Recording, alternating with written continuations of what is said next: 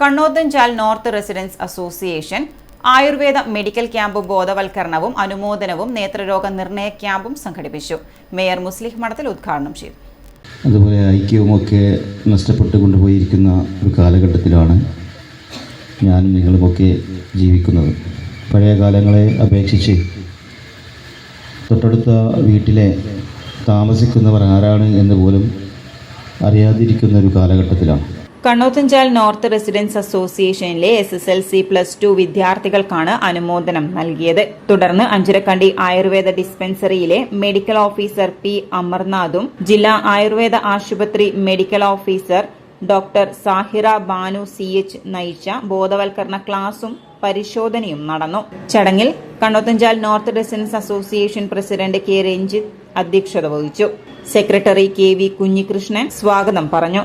Treasurer advocate PV മനോഹരൻ നന്ദി രേഖപ്പെടുത്തി.